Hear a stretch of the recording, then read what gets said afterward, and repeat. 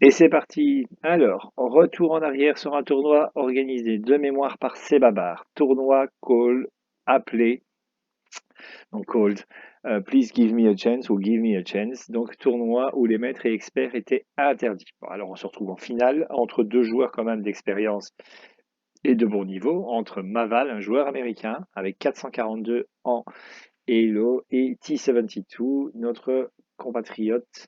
Je pense qu'il est néerlandophone, coté à 398 ou 398. Alors, au niveau des forces en présence, on a les deux personnages qui se régénèrent. On peut lutter contre les fontaines ou la régénération uniquement avec un nécromancien. On a un fantôme, une momie, ça représente quelques morts vivants. On a un magicien et un parchemin de charme, lui aussi pouvant être utile contre ceux qui se régénèrent. On a un objet maudit, une épée, une corde, une clé comme à chaque fois, et on a un trésor. L'illusionniste peut également utiliser le parchemin de charme. Et on a le scout elf qui sortira avec un trésor, certainement pour 2 points de victoire. Allez, je parie qu'au moins un des deux scouts elf va sortir. Alors, on va regarder le placement. Hein, donc, placement dans lequel on ne place pas trop de personnages chez son adversaire. Ah, on a quand même un troll ici en troisième ligne de la part de Maval. Alors, c'est T qui va commencer. Hein, T72 qui va commencer. Alors, cette salle, quand je la maudis, je maudis cette salle. Quand on squatte autour de cette fontaine, il est très très difficile de faire quelque chose hein, face à son adversaire. Oh, et la salle 12. Alors, que des paires de salles que je maudis. Et ben voilà, la partie se révèle, va être compliquée. La partie va être très compliquée. Alors, la façon dont il a révélé les choses, je suppose qu'il est probable que son dragon soit ici, à notre ami Ti. Alors, Naval va jouer, il va jouer 3 actions, hein. Il va nous faire une révélation en chaîne, comme attendu. Donc nous avons le dragon. Oui, le dragon, s'il avait pu se mettre ici ou ici et récupérer le parchemin de charme, c'était une toute autre histoire. Donc voilà les 3 actions jouées et c'est à Ti à jouer. Il enchaîne avec 4 actions. Donc il laisse tomber sa 3 pour le moment, ça veut dire qu'il a un plan. Hein, on va révéler une salle ici avec 2 trésors. On récupère une corde avec le dragon.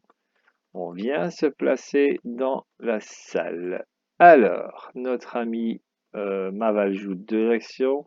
Un saut, une corde, il prend possession du mécanisme de la salle verte. Alors ici, on sait qu'on a une salle verte également, qui ne sera ouverte que sur les coins. C'est une saloperie aussi de salle. Hmm. Pas de chance sur les salles sur cette partie. Et on a 2 fontaines. 2 fontaines qui sont du côté de Ti, mais bon, ça ne joue pas encore trop, ça dépend les stratégies adaptées. Enfin, alors nous avons Ti qui revient en arrière avec son dragon mort-vivant. Pendant ce temps-là, euh, Naval Maval prend également possession d'un trésor avec son troll et il décide d'avancer son fantôme de façon à contrôler la salle 12. Alors, Ti va enchaîner 5 actions. Il ouvre la herse de façon à ce que son magicien puisse peut-être récupérer un parchemin de charme. On avance un fantôme. Alors, on révèle le parchemin de charme, justement, donc la salle qui est ouverte aux 4 coins. Hein, et je suppose que le fantôme va prendre possession du mécanisme. Alors, petite remarque au niveau du choix, au niveau de certains choix. Ça pourra peut-être être payant, mais je remarque en fait, et l'illusionniste et le magicien sont tous les deux placés relativement loin du parchemin de charme. J'ai dit relativement. Hein. Bon. Alors, notre ami Maval va également révéler son parchemin de charme. Son parchemin de charme qui est coincé directement, mais son fantôme peut aller faire 2 twists. Et là, vous remarquez que une fois que le parchemin de charme est apporté, mais voilà, les 2 personnages peuvent récupérer le parchemin de charme très très vite. Et nous avons des éboulis sur lesquels on pourrait envoyer des personnages se suicider. Alors, Outil va jouer 3 actions. 3 actions, il va avancer son nécromancien. Hein, il va... Ah oui, j'ai oublié ça. Oui, oui, c'est ma faute. Le nécromancien aussi peut utiliser le parchemin de charme. Ça fait 3 jeteurs de sorts, c'est beaucoup. Alors, nous avons aussi très puissant le nécromancien quand on regarde. Hein. 4-2, quoi. 4-2. J'aurais mis en 4-1, moi, à la place Chris Bollinger, si tu m'entends. Et qu'un jour tu fais une deuxième édition de Dungeon Twister, tu pourras peut-être revoir certains personnages. Alors, Donc, continue. Ti avance avec son éclaireur elfe. Nous avons Maval qui joue 3 actions pour avancer son magicien.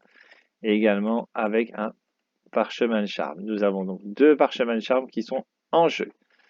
Hein, et ça pourrait faire mal, il y en a un qui va dégainer. On est toujours à 0-0, mais quand le premier joueur va dégainer, ça pourra être très violent. Alors, nous avons directement les personnages bleus qui se mettent dans la brume, et le fantôme qui va prendre possession de la salle ici, de la salle 17 de mémoire, salle qui est donc dont la jumelle est juste à côté. Hein. Donc avoir un contrôle ici, c'est avoir un contrôle sur 50 cases, ce qui est pas mal du tout.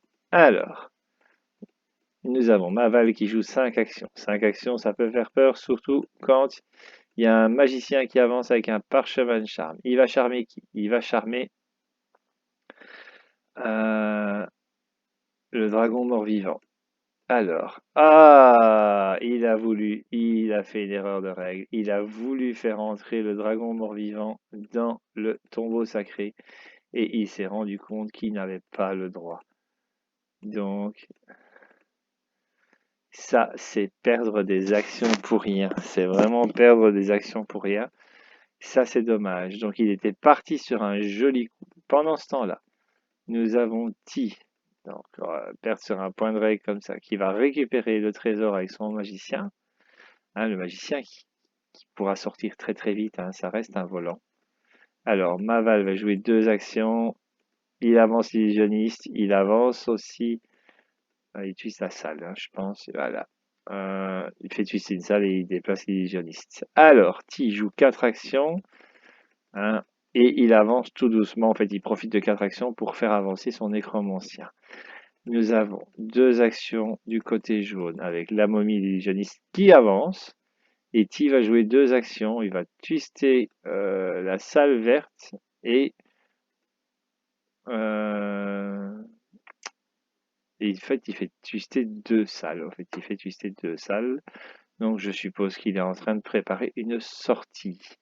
Maval joue 3 actions, déplace le troll, déplace l'illusionniste, twist la salle dans le sens anti-horaire. Et c'est à Ti de jouer. Alors, 5 actions, une action, on tourne la salle, 2 actions, on déplace le nécromancien, 3 actions, on tourne la salle. Mais c'est non, c'est pas 3 actions, c'est le mort-vivant charmé. Alors, il y a, oh là là là là là, j'ai bien de voir.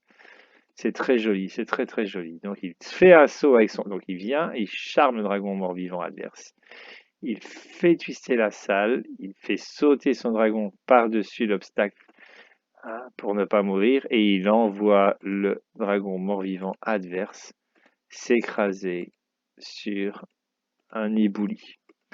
Alors, nous avons Maval qui n'est pas content et donc il décide de fermer un petit peu la sortie ici. Il n'aurait pas envie de voir les personnages bleus sortir avec le trésor, mais n'oubliez pas que le magicien est un volant.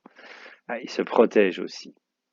Alors, Ti joue 3 actions et il avance son dragon dans la zone adverse. Alors, je rappelle ici, on n'a que des personnages très faibles, hein, donc ça pourra faire très mal. Il faut absolument fuir.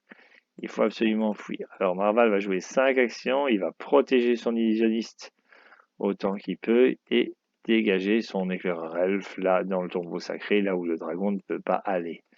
Il décide également d'avancer son troll. Donc, un petit contrôle ici. Hop, le troll et un trésor. C'est 2 points de victoire aussi. Ti va jouer 5 actions. Alors, en 5 actions, je pense qu'il a possibilité de sortir le magicien. 2, 3, ouais. 4 et 5. Et à son tour, il sort le dragon en 3. Hein, donc, voilà, il a gagné. Hein, bravo à lui. Il est inarrêtable, hein, le dragon. Que voulez-vous faire? On met un éclaireur elfe pour bloquer le chemin. Bon, voilà.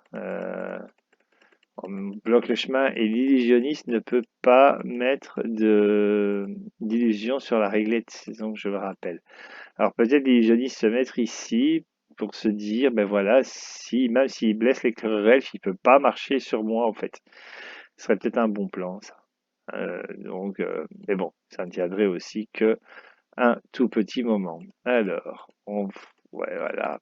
Donc, qui va sortir son dragon pour faire une victoire 5-0. Alors, je rappelle quand même que le point crucial de la partie, c'est une erreur de règle de la part de Maval qui a voulu envoyer un dragon se suicider dans le tournoi sacré. Eh bien, je vais continuer à regarder un petit peu les finales des tournois qui ont été joués sur le côté. Et je vous dis à très bientôt.